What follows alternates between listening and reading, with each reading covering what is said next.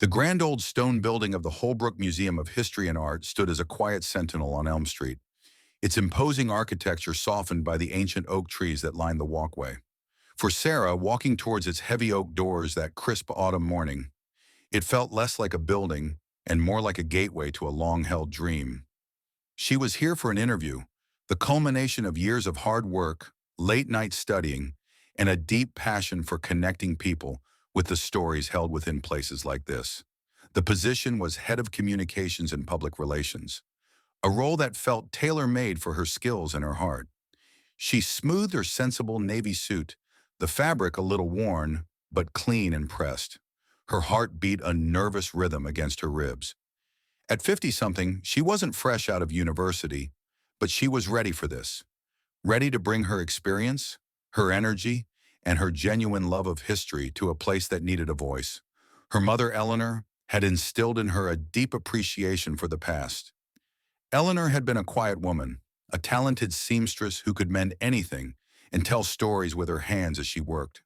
She'd had a particular fondness for old things, worn photographs, antique furniture, and the small, tarnished silver locket she always wore. Eleanor never spoke much about her own childhood, only that she had been orphaned young and raised in various homes. The locket, she'd said, was one of the few things she had from her earliest years, a small mystery she held dear. When Eleanor passed away 5 years ago, Sarah inherited the locket. She wore it often, feeling it a tangible link to her mother's quiet strength and the mysteries of her past. Stepping inside the museum, Sarah found herself in a cavernous lobby filled with hushed reverence and the scent of aged paper and wood polish. Sunlight streamed through tall, arched windows, illuminating dust motes dancing in the air.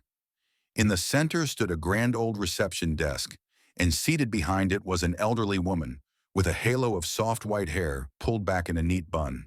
Her eyes, framed by gentle wrinkles, held a lifetime of knowing. "Good morning," Sarah said, approaching the desk, trying to keep her voice steady. "I'm Sarah Davies. I have an interview with Mr. Harrison at 9:30. The woman smiled, a warm, welcoming smile that instantly calmed Sarah's nerves. "Ah, yes, Miss Davies. We've been expecting you. Welcome to the Holbrook." Her voice was soft, like rustling leaves. "I'm Agnes. Please sign in here." She gestured to a ledger. As Sarah signed, Agnes glanced at the appointment list, then back at Sarah. She offered another small, knowing smile, one that seemed to hold a hint of something unspoken, something perhaps a little concerned, before gesturing towards a nearby seating area.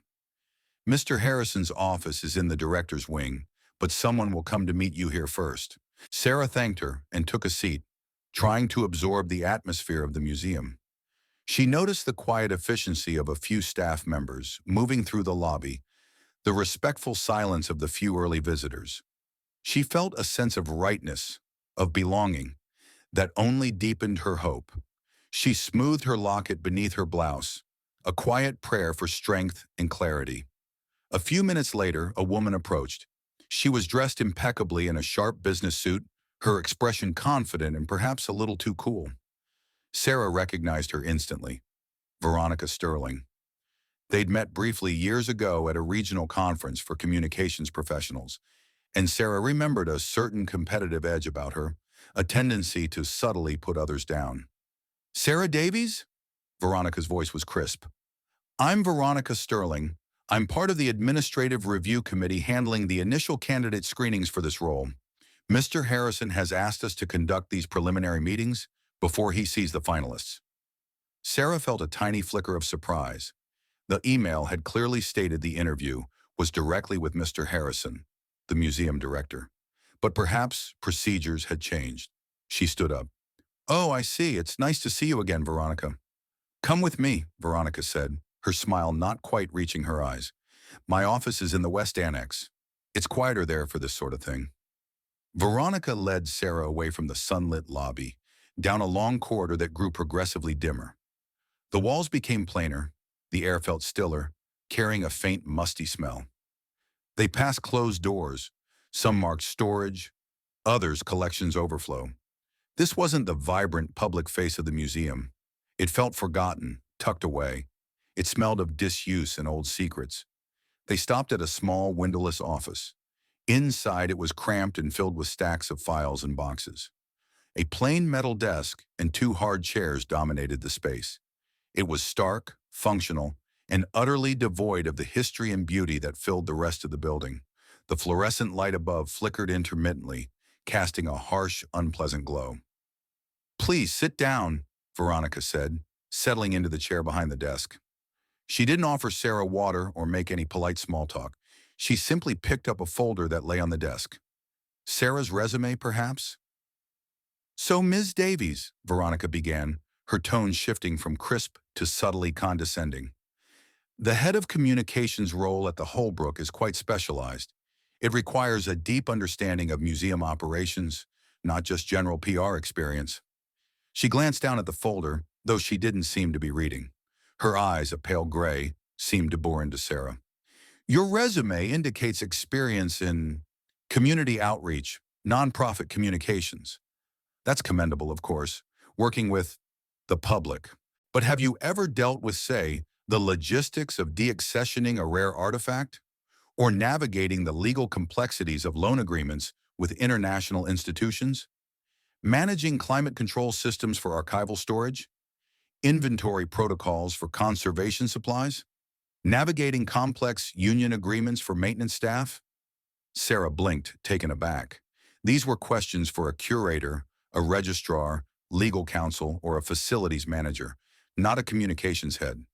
It felt like being tested on trivia, designed specifically to expose gaps in knowledge that weren't even relevant to the job description. "My role has been focused on communicating the value of those processes to the public, engaging stakeholders, managing media relations around collections news," she explained carefully, feeling a rising tide of confusion and unease. "While I understand the importance of those operational details, my expertise is in storytelling, public perception, and strategic messaging. My strength is translating the important work done by those experts into compelling narratives for our audiences." Veronica made a small, sharp mark on a notepad. "Right. Storytelling." She continued with questions that seemed entirely irrelevant to the job description Sarah had applied for. "Have you ever managed budgets specifically allocated for artifact conservation? Do you have experience sourcing period-appropriate materials for exhibition restoration?" Sarah answered as best she could, explaining how her communications experience allowed her to work effectively with experts in those fields to translate technical information for a public audience. She tried to steer the conversation towards campaign strategy, media engagement, her ideas for the museum's public profile, the digital initiatives she'd spearheaded in her previous roles.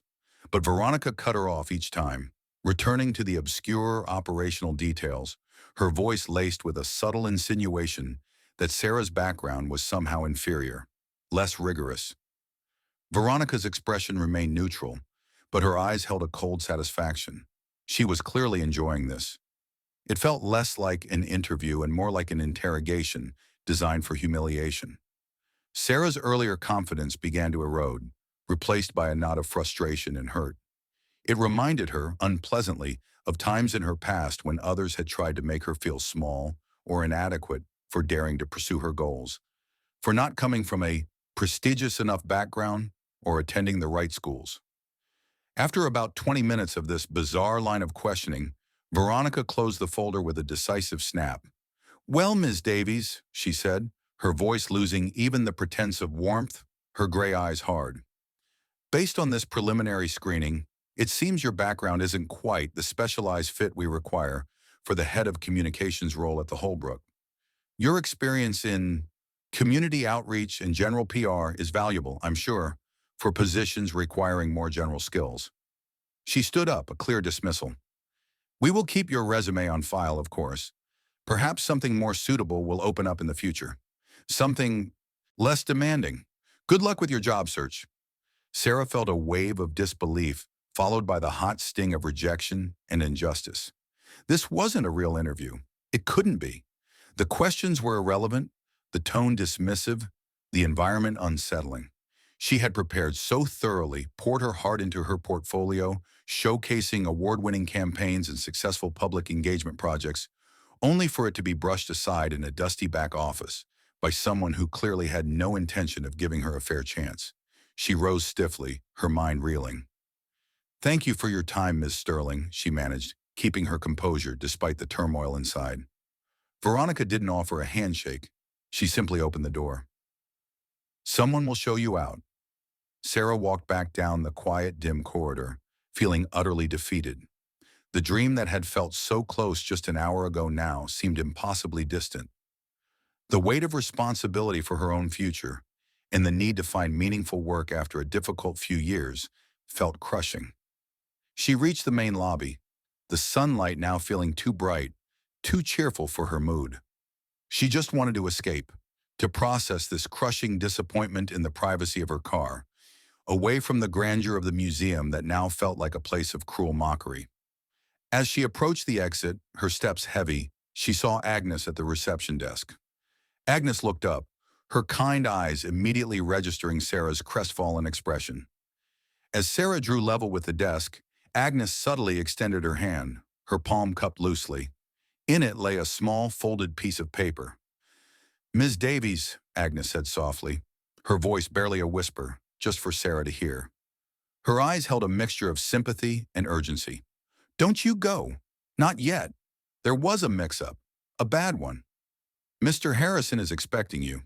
He's in the director's wing. Take this hall." She gestured down the sunlit corridor Sarah had initially intended to follow.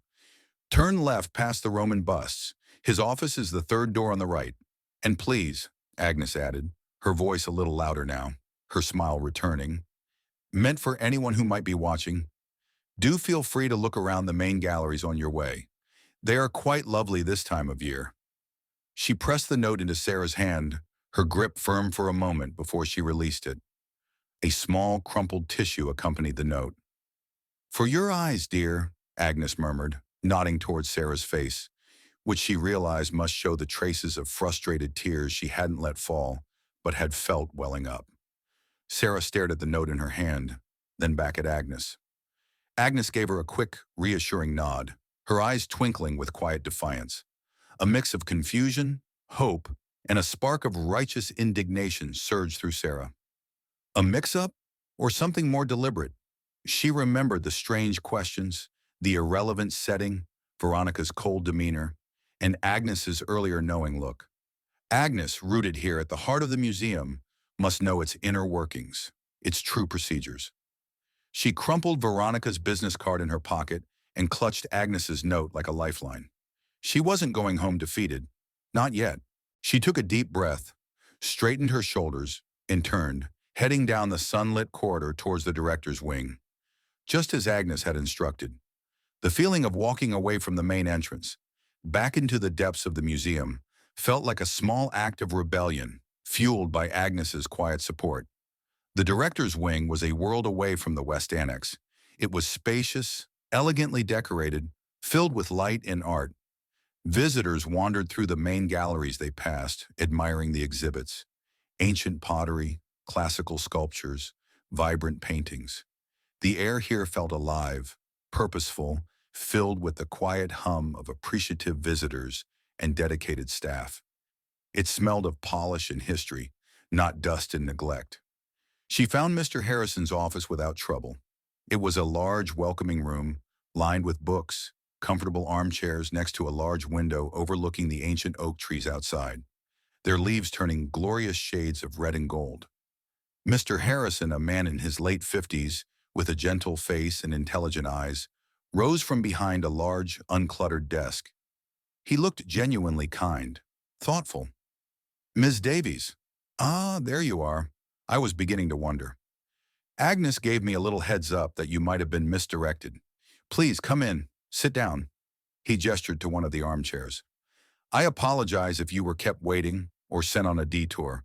We've had some internal organizational challenges in certain administrative areas recently that seem to be causing some confusion." He smiled warmly. "But I'm delighted you found your way. I have your resume and portfolio here. I've been looking forward to speaking with you." The interview that followed was everything the first one wasn't. It was a conversation, a true exchange of ideas. Mr. Harrison asked about Sarah's experience in communications, her approach to public relations for cultural institutions, Her ideas for promoting the museum's upcoming exhibitions, how she would engage with diverse communities, how she saw the museum fitting into the broader cultural landscape. He listened intently, asked insightful questions, and seemed genuinely interested in her perspective. They discussed strategy, vision, the power of storytelling in making history accessible and relevant in the modern world. Sarah felt her confidence return, her passion for the role reignited. She spoke honestly about her strengths and weaknesses, her enthusiasm for the Holbrook and its potential, her belief in the museum's vital role in preserving and sharing stories. She spoke of her own history, her mother's love for old things, the quiet way the past could shape the present. During the conversation, as she gestured, her locket slipped out from beneath her blouse. Mr. Harrison's gaze lingered on it for a moment. "That's a lovely locket, Miss Davies," he commented, his tone appreciative. "May I ask about it? It looks quite old."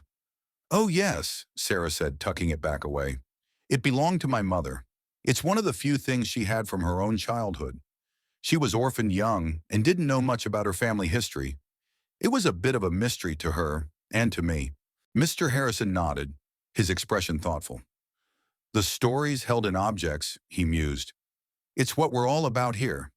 That particular style, the etching, it reminds me a little of a piece in our local history collection, a locket belonging to a family from the early 20th century, separated during difficult times.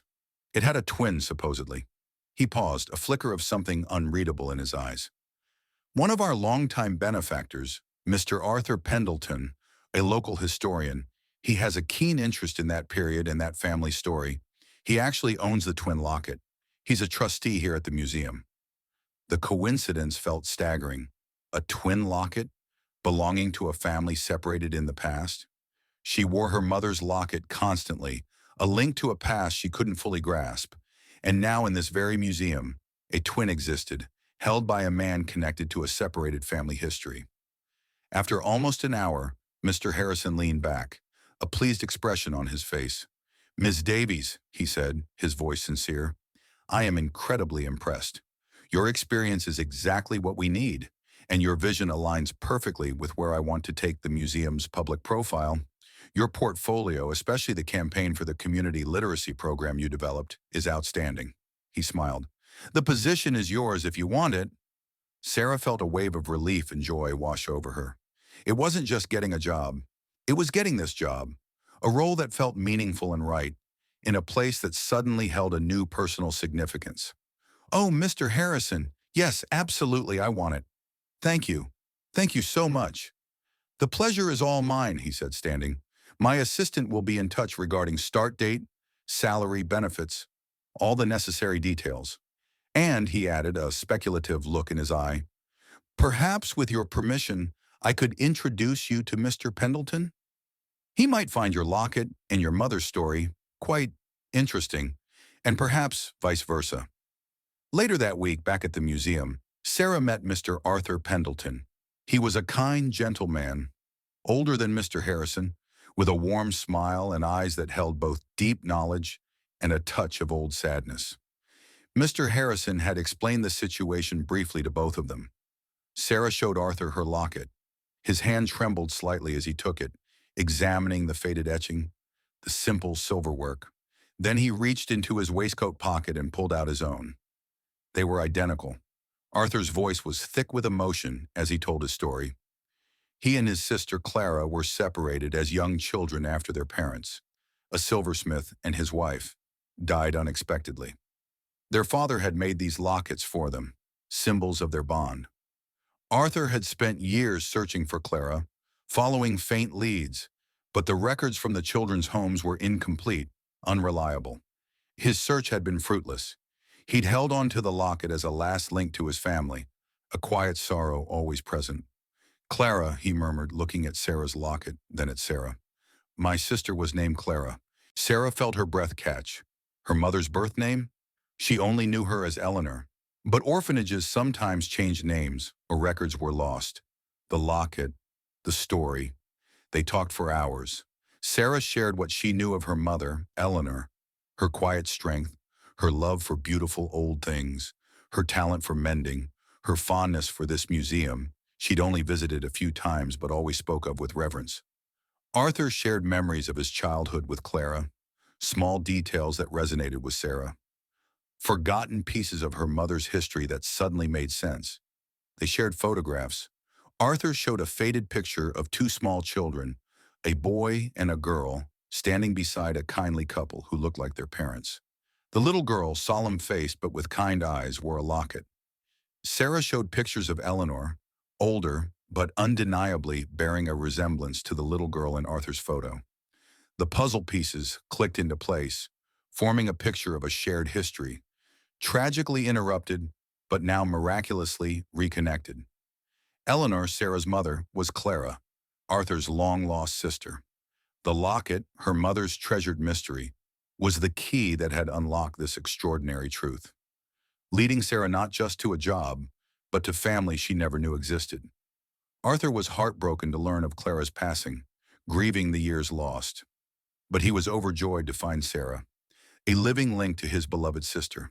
He learned about the good life Clara had built, the love she had found, the wonderful daughter she had raised.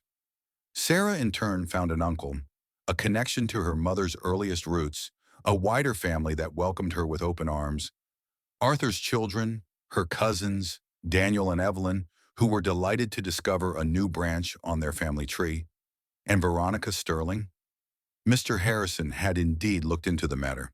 He learned that Veronica had a history of attempting to undermine colleagues she saw as rivals, and had taken it upon herself to screen other candidates inappropriately for various roles, particularly those she felt threatened by or simply disliked. Her actions were deemed a serious breach of protocol and ethical conduct. While Sarah didn't know the full details, she heard through the grapevine that Veronica was no longer employed at the museum. Sarah felt no sense of victory, only a quiet confirmation that fairness eventually often prevails. Sarah started her job at the Holbrook Museum, pouring her energy and passion into the role. She loved the work, the building, the people. She often saw Agnes at the reception desk, sharing a quiet smile, a silent acknowledgement of the role Agnes had played in her unexpected turn of fortune. The museum wasn't just her workplace, it was the place where her family history had been found, where a long-lost connection had been restored.